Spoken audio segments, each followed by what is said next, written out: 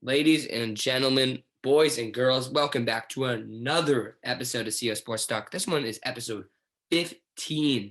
15 weeks in a row, we are back and we are coming back stronger than ever. I mean, it's the gift that keeps on giving at this point. It's frankly getting ridiculous. I mean, here we are, episode 15. Let's do it. Today, we are talking about the MLB, the NBA, which is cooking up. I mean, we only have a few weeks left, I believe, till the playoffs start, the playing games. And we're also going to talk about the group stage and give some predictions for the Euros that are coming up this summer, less than a month from now. So let's get right into it. Yeah, I mean, like you said, there's only 3 to 4 games till play-in for most teams, so we're just around the corner from the playoffs in the NBA. The MLB season is in full swing. The NFL season has come to an end. I mean, even the offseason has come to the end, so not much to talk about there. And then the Euros, as Casey mentioned as well, are coming up. So we got a lot to talk about today. Not as much as usual. Could be a shorter episode, but yeah, let's get right into it. So first, we are going to dive into some NBA. I know there's a certain subset of viewers who are into this content specifically. So here it is for you guys. This is the current playoff picture. Obviously, the playing games are not listed because the season's not over yet. There's probably, like I said, 3 to 4 games for most teams, maybe five. Um, but yeah, this is how it stands, and it's still shifting to be done. Washington could obviously get that 8 spot. The way they're playing too, Russell Westbrook's on the tear, and this 8 spot here with Golden State is not secure at all. Memphis only a half game back from that. So for the 4-5 and the 3-6, because those are the only ones that are going to be kind of set without playing games. Do you see any upsets right now? Just looking at those 4-5, 3-6 matchups. Well, I mean, first thing that jumps out to me is, this Miami Heat team did go to the NBA championship last year, although it was kind of a Mickey Mouse season. I mean, they did make it really far and they have a pretty strong team and they didn't lose too many guys. So although they've had a medium season, 37 and 31, they could upset Milwaukee, especially knowing how they've done in the last couple postseasons. And then another thing to look at is, Atlanta and New York, two teams that have not been in the playoffs in a long time, especially for New York. I mean, Yeah. Atlanta had that 2015 season. But I mean, this is just a shocking event. So I think that would be an amazing series of kind of two new teams, Trey Young, and then obviously this New York Knicks team of Julius Randle. So that would be a great series. But I think the New York Knicks would ultimately prevail. And I think they can maybe upset the 76ers team. I believe in this New York Knicks team. And then on the Western side, I really like the Mavericks over Denver especially after the Nuggets lost Jamal Murray. So it's kind of just the Jokic show alone. And then the other 3-6 there. I do like Black City, but I like the Suns beating them. Yeah, I mean that 4-5 Denver Dallas, I think is gonna be one of the best first round matchups if it ends up happening. I don't see Portland taking it from them, even though they're only half a game back or a game back. So yeah, I think that would probably be the most anticipated matchup. Two of the best players in the league, two European players, and Nikola Jokic and Luka Doncic. So we'll see if that happens. And so yeah, let's talk about a little about the playing games. Right now in the West, we'll talk about the West first. The Lakers and Golden State Warriors would play. And if LeBron comes back healthy, we could get another Curry LeBron matchup. Would you be excited for this one? That would be a movie. I mean, LA Lakers. I mean, just looking at it just there that they're playing the Suns is shocking. I mean, that looks like it should be backwards. I could see Vegas favoring the Lakers, even though they would be the 7 seed over the Suns, who are the 2 seed, just because LeBron in the playoffs has a very solid record. So the LA Lakers Golden State Warriors would be an awesome playing game. And then, if I'm not mistaken, the loser of that would play the winner of the 9-10 game. Correct. So for those who don't know how to for those who do not know how this works, and I don't blame you, I didn't till a few days ago. It's a very confusing process. But the 7 and 8 play each other, and the 9 and 10 play each other. The winner of the 7 and 8 game get the 7th seed and go on to play the 2 seed, as the 7th seed usually does. And then the loser of 9 and 10 is knocked out. And the winner of the 9 and 10 plays the loser of the 7 and 8 for the 8 seed, and then Is it like is it one game or is it in the series? All of these? it's going to be a 1 game. Wow, all of them are just one game. Wow. Yeah, so you can have be a 7 seed and be like 5 games up over the 10 seed, but still get out if you lose 2 games in a row, if Yeah. you're cold or you get an injury or something like that. So it could be unfortunate. And so yeah, if I'm a a top 2 seed in the Western Conference, I'm not going to want to play the Lakers. That's just unfortunate. With Hey, LeBron coming back healthy, that's just bad luck for them. I would probably want to be like a 3 or 4 seed right now, not having to face one of these play-in teams. I wouldn't really want to face Golden State in the playoffs either. With you know what Steph Curry can do. And then in the East, we have a Boston Charlotte matchup, which would be kind of fun. Two of the young stars in the game, Jason Tatum, LaMelo Ball, going what's at up it. with Boston? Why are they not very good this year? I mean, they still have all their guys. I mean, obviously they lost Kyrie 2 years ago, but they have Kemba, Jalen, and Jay and Tatum. So why are they 7th seed? Yeah, I mean, I'm not really sure what's going on with Boston this season. Kemba's not at his best. Tatum, Brown's had some injury issues, but Tatum's definitely the star of that show. They just need more depth. An underwhelming season for a Boston team that could have gone really far, and they still can. And then Washington, Indiana. I definitely got Washington this one just because how hot they are right now. Westbrook's putting triple doubles up like he did in his MVP season, and Bradley Beal's obviously Bradley Beal. So Yeah, I would it have. would be cool to see Beal win a series too.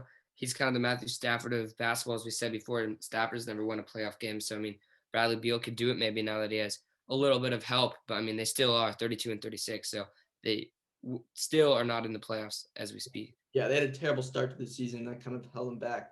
But I also kind of want to see the Charlotte team in the playoffs. Terry Rozier dropped a career high, 44 tonight, 7 threes. So Terry Rozier is playing his tail off over there in Charlotte. So yeah, a lot of fun games here, Yeah. and Philadelphia and Brooklyn. Philadelphia's kind of locked up that 1 seed, but a lot of good matchups to look forward to this playoffs, and I think it's gonna be a really good one. Two more things about this Eastern Conference right here before we wrap up the NBA's. So Toronto, I mean, 2 years ago they won the Natty, they won it all. And then last year, I mean, they were pretty solid going into the Mickey Mouse AAU championship in Miami or Orlando. Yeah. So very bad season for them. And they played in like Tampa this year, which was weird. And then Chicago just put all eggs in a basket for this year, trading for Vucevic, kind of trading some of their future, and they're not even going to make the playoffs, it looks like. But they will be in that playoff game. No, they won't be. They're 11 seed. So unless they can beat out Indiana, it wasn't worth it. Yeah, I mean, they kind of were in a win now situation. They're like, with our roster and we add Vucevic to this team, maybe we can make a push. And that they actually were worse with Vucevic than without. So it looks like it's going to backfire. They give away their future in Wendell Carter at the center position for a guy in Vucevic who's maybe getting up there in age now. So we'll see how this pans out for Chicago. Maybe wasn't the best move at the trade deadline as they're 10 games back from 500. And Yeah. so, yeah, and also Houston, the 15 seed, they're absolutely abysmal, and Minnesota is no longer the worst team in the league, as Minnesota actually blew out the Orlando Magic tonight.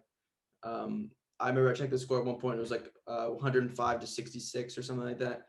So Minnesota actually on the winning end of a blowout tonight. But yeah, Houston after losing James Harden, it's just awful. I mean, look at that record. They lost 21 in a row at one point. So Yeah. the rebuild is starting for the Rockets. I'm not used to seeing them all the way down here. Usually Cade Cunningham on the Rockets would be insane. that would be a movie. I'd like to see Cade on Oklahoma City, Houston, or Detroit. I feel like that'd be fun. But yeah, that's what we got for NBA, and we're excited for this playoffs to start. So there you go. There you go. LeBron toughen up from your injury, and maybe your Lakers are a bit better, not the 17. Facts. It's just an ankle, my guy. All right, ladies and gentlemen, you guys are now looking at the American League standings, and that brings us to MLB, which is our next topic, as we are going to do an MLB check-in. About 35 games into the season, I would say, maybe a little bit less, 33, somewhere around there. But if this was the 60-game season we had last year, we'd be halfway through right now.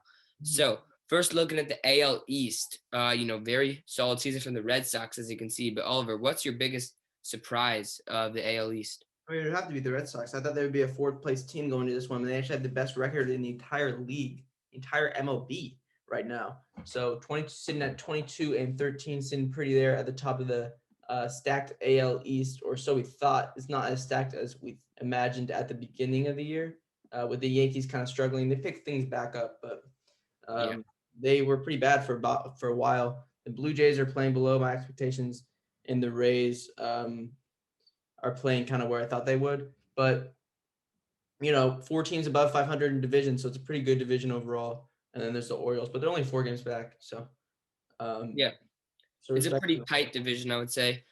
We kind of predicted the Rays weren't going to be as dominant as they were last year and the year before. I mean, that's kind of just bound to happen. They lost a lot of guys. Um, and then the Yankees, they struggled, and they are, as you said, they're getting it kind of back together. But the Red Sox have just been the main surprise. I mean, they don't really have any superstars besides like the normal guys, Xander Bogaerts, JD Martinez. But like guys like Alex Verdugo have came in and just been really productive for this Red Sox team, and they've found a way to win a lot of games. Yeah, it's a complete team effort. Pitching is going well too. Still without Chris Sale, so I'm not really sure how this Red Sox team is doing it. Christian Vasquez is playing well behind the plate. Hunter Renfroe is providing that power, and like you Yeah, said, JD Martinez and Xander Bogaerts and Alex Verdugo are probably the three. Oh, and Rafael Devers, of course. Those are kind of the big 4 guys. So yeah, this Red Sox team just keeps on rolling despite kind of a lack of pitch in there. It's definitely an offensive heavy team. And then moving on to the AL Central, the White Sox are winning the division right now with the Indians, who have got no hit twice this season. And quickly, I actually want to talk about no hitters for a second. We've already seen 4 in 5 yeah, weeks, and I don't know. We're on record for most hitters, most no hitters in the season, and it's kind of showing you the direction that the MLB is going. High strikeout rates, um, more home runs, just the hitting average is down into the 230s is average for each team. Um, mm. so a lot less hitting, but more power is kind of the direction the game is going. How do you like that? I mean, I honestly love it for the strikeout part. I'm a weird dude. I like defensive baseball. I mean, I would rather watch a 1-0 pitcher's duel that takes 2 hours and 15 minutes, where one person gets a no hitter, and it's a defensive battle. That's how my San Francisco Giants have been playing for years. Than a 12 to 11 4-hour game. I mean, I love pitchers duels, and I love the no hitters we're seeing this year. I mean, at the start of the season, I was saying about how the balls are going to be juiced. They're juiced, but the pitching's still very solid. So I love it. Recently we saw the Orioles, they got a no-hitter. And we saw the White Sox pitcher, Carlos Rodon, we saw Joe Musgrove, and now Wade Miley. So Wade Miley from the Reds. Then we saw Bumgarner get a Mickey Mouse one, which should have counted, honestly. I mean, yeah, 7 innings, but I mean, he got a no-hitter. So another solid performance from Bum. I mean, personally, I don't really. I feel like it's kind of a new age of baseball. It's not that traditional anymore. It's kind of just home run or strikeout nowadays. Guys like Joey Gallo will thrive. Aaron Judge and Carlos Stanton. Big But left. Yeah. yeah, big lefty. Shout out Henschel. So yeah, this AL Central though, back to on topic. The Twins in 4th place, and the Royals are now below 500, and they were one of the best teams in the league. So uh, Yeah. this this Yeah. um this AL Central is kind of settling down. Things are kind of reshaping. Although Twins should definitely be a top 3 team in this division. But yeah, not many surprises here so far, besides the Twins being 12-20, which is very below average for where this ball club can be with the amount of offense they have there. Oh, sorry. Yeah, TBT to when the Royals were like the best team, had the best winning percentage in baseball, and everyone was like the Royals and the Giants. Well, the Giants kept it up because we're the boys, but the Royals, I mean, they were kind of a 15-game wonder. Whit Merrifield and who? I mean, no one. So they're now below 500. The Twins, as I said, terrible. I mean, they kind of look like they're done with their little few years where they just couldn't win. I mean, last year we saw them lose to the Astros, and this Miguel Sano Twins just never found a way to win in the playoffs. And then the Indians and the White Sox still on top. But the White Sox, I predicted to win this division, and they look solid. So I love this White Sox team right now, and I think they're going to win this AL Central. Yeah, I picked the Twins, and that's obviously not going well for me right now. And then onto the AL West. Athletics, we got off to a 1-7 start. Now have one of the best records in the league with 21-15 and are atop this AL West. But there's 2 surprises here. The Mariners are playing above average ball, and the Rangers, who I thought would be the worst team in baseball, are 500 right now. With guys like Nate Lau, Nick Solak producing on this team. So shout out Rangers, better than I thought they would. And then the Mike Trout led Angels are last, below 500, and the things I would do to see Mike Trout in the playoffs, man, that doesn't my. Sure. I mean, it's only 30 games in, but they're last in the division right now, man. I just don't like it. I mean, I completely agree. It's just crazy that, all the hype. I even said it at the start of the year, the Angels are going to be nice, but I mean, 455, 15 and 18. I mean, they did get a nice series W versus the Dodgers, but we'll get to that. The slumping Dodgers. I mean, is that even a good series at this point? The Dodgers are terrible. But I mean, Angels, frankly, I mean, the starting pitching's just never been there for them. And it sucks for Mike Trout. It's just like, it's weird to think like he's going to go down as the greatest player of all time, which I don't think it will. That's like saying Michael Jordan never made it to the playoffs and never won a playoff game. That's just crazy. So, I mean, it's odd. The Athletics, as you can see my hat here, I mean, the Athletics, man, 1-7 start, 0-6 start, losing the series to the Astros, getting swept, losing the first three versus the Dodgers. And now look at them falling out. And how about maybe a Battle of the Bay World Series? Wouldn't that be awesome?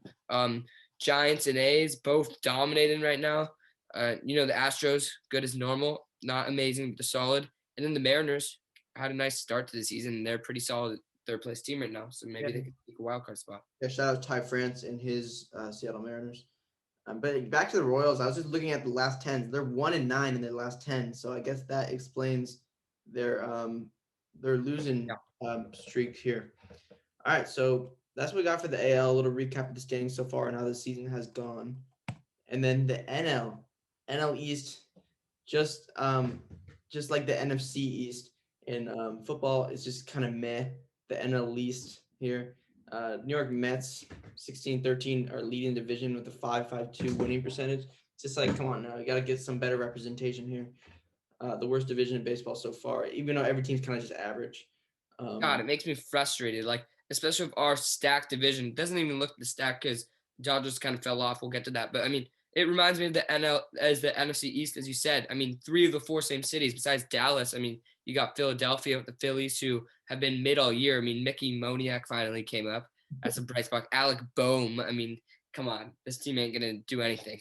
And then the New York Mets. I mean, they got their own teammates fighting each other, saying they saw a raccoon, but Jeff McNeil and Francisco Lindor, as you can see the video that we're showing right now. I mean, they straight scrapped.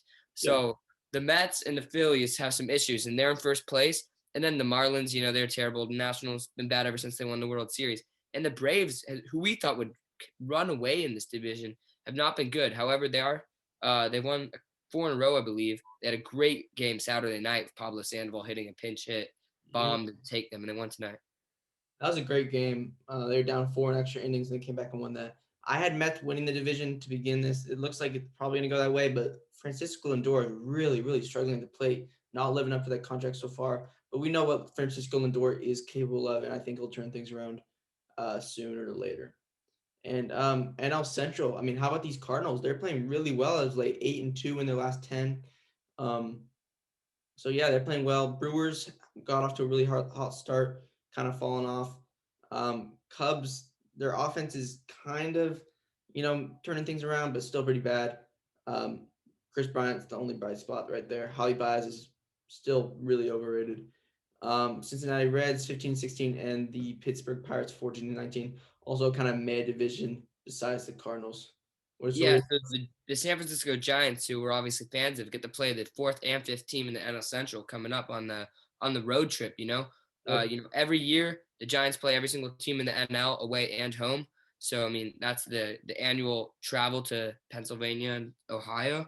So that should be wins for the Giants. But I mean, the Cardinals are really dominating this division. The Reds had a very solid start to the year, but they really fell off after that LA trip they had. So the Cardinals, Arenado hit a bomb today off his former team. He hit it off Austin Gomber. So the Cardinals 21-14, solid team. The Brewers, Yelich has really cooled down, but their starting pitching is good this year. Yeah, I mean Corbin Burns and Brandon Woodruff. Corbin Burns looking like a Cy Young candidate out the gate. So Brewers are going to beat you with pitching. They're not really going to beat you with their bats, but that's how Milwaukee plays. So we'll see how this division pans out.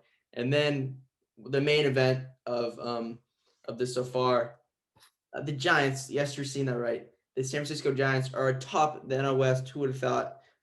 3rd and 4th place team. Most people were saying but not a game and a half above the San Diego Padres for first in the NL West. And how about them Dodgers? 2-8 in their last 10, have lost 4 series straight. It's just great to see. It warms my heart to see the Dodgers losing, and I hope it continues as we play them. I believe after these next 3 series versus the Rangers, Pirates, and Reds.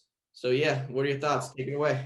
I mean, oh my gosh, I am in love with this Giants team right now. I Right. mean, we are obsessed with this team. We've gone to 3 games this year already in this COVID season, and I love it. I mean, the Giants right now, 34 games in, 20 and 14. No one expected us to be this good, except Giants fans, of course. But a great mix of, washed up old guys that are still producing, Brandon Belt, Brandon Crawford, Evan Longoria, Buster Posey batting 400. You heard me right. 400 MVP candidate, 8 home runs, 8 home runs.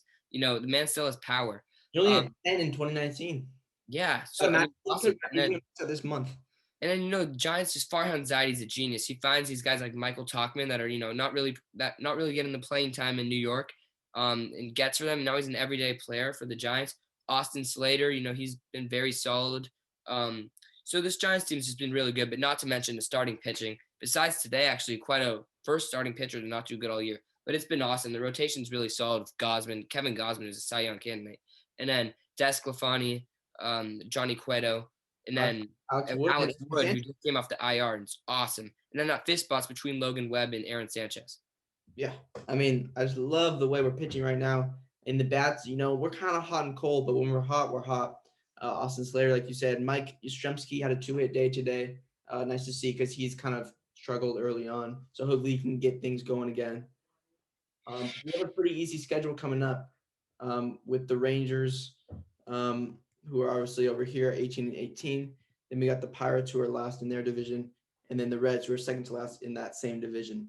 So, and then we play Yeah. the Dodgers, who are third in their division.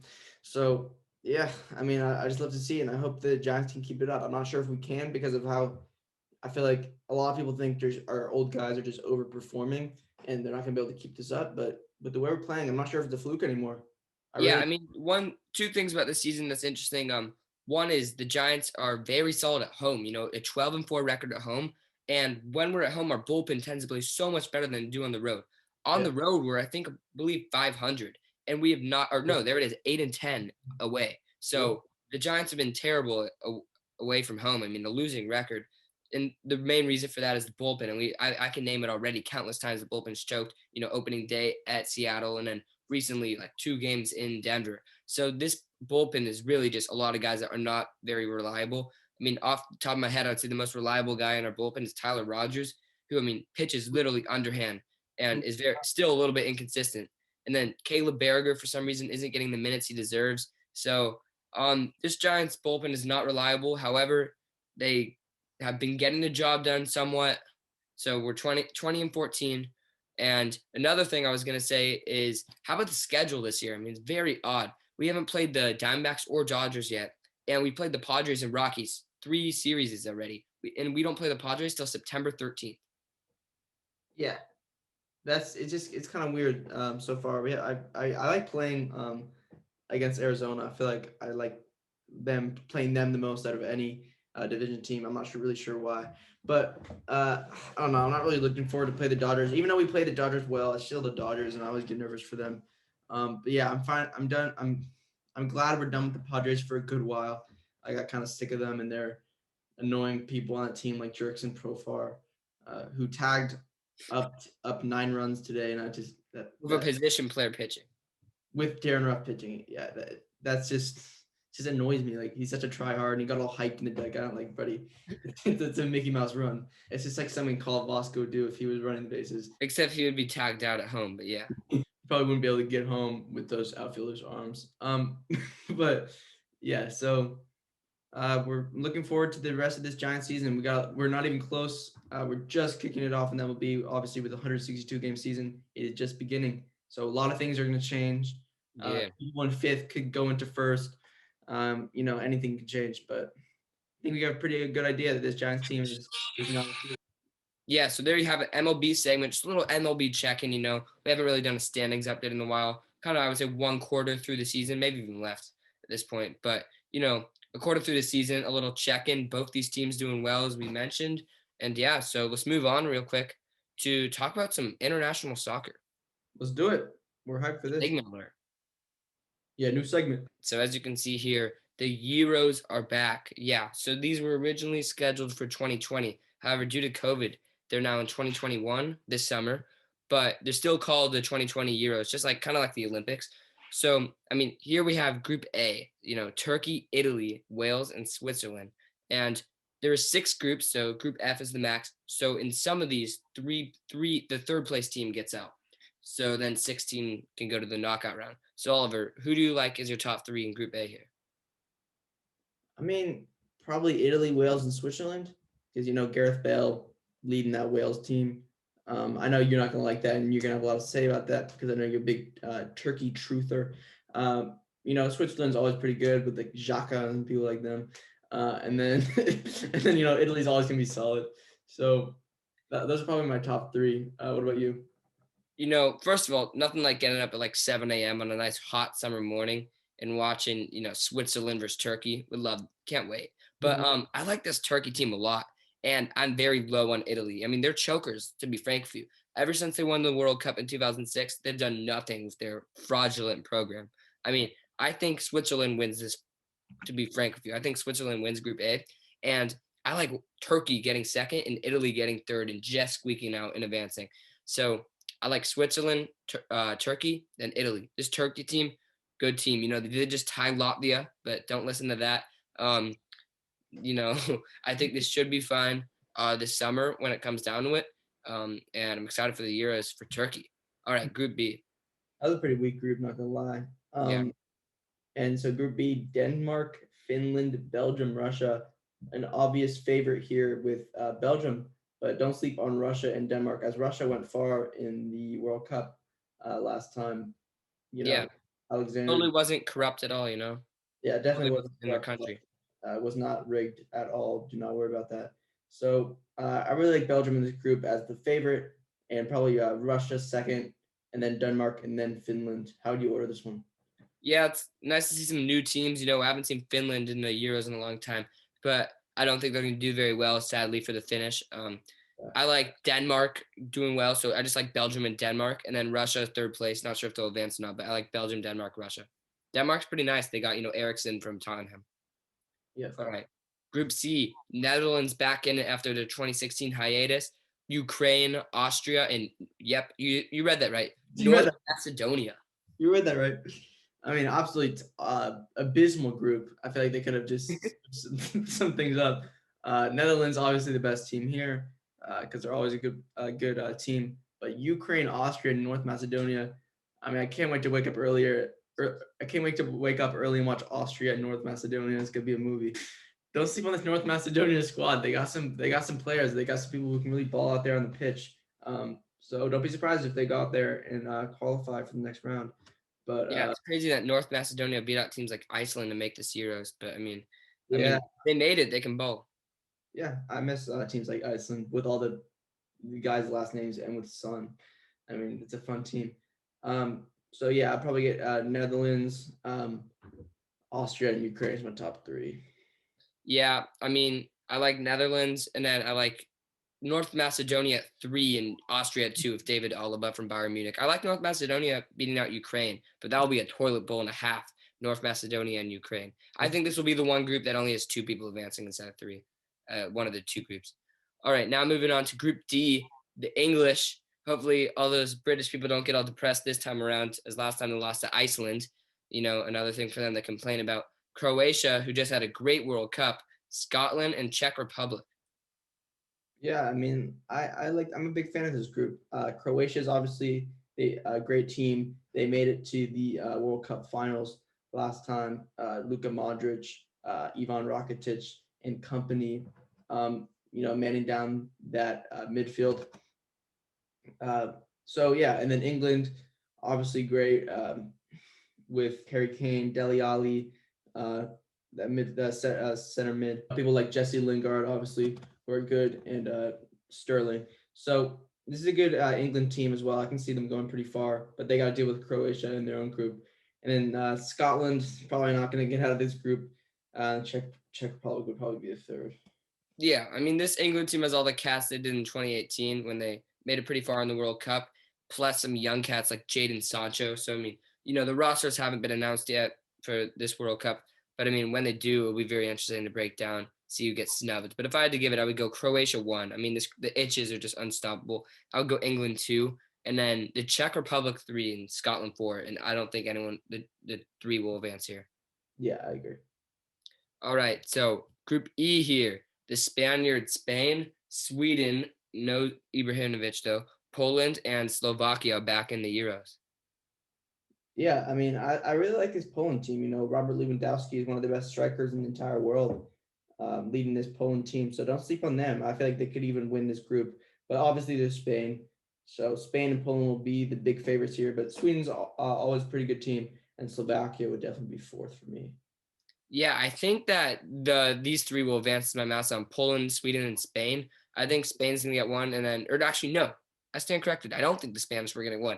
I've been saying this for years. Spain's overrated. I hate to be the bearer of bad news, but I hate their style just being boring and passing. Yeah, it's so annoying. It's so slow. They just Yeah. pass little tiny passes and they score once a game, but they win 1-0. It's I really like the shocking upset here. Poland's 1, Sweden 2, and Spain 3, but Spain still advances by the luck of draw. But yeah, I don't think Spain will do very well. I agree. I actually like Poland at 1 and Spain at 2, but I have Sweden at 3. So yeah, I agree with that. And then lastly, last group here.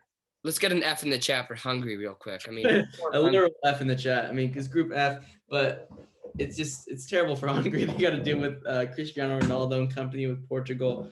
Obviously, a stacked Germany team with Toni Kroos and all that.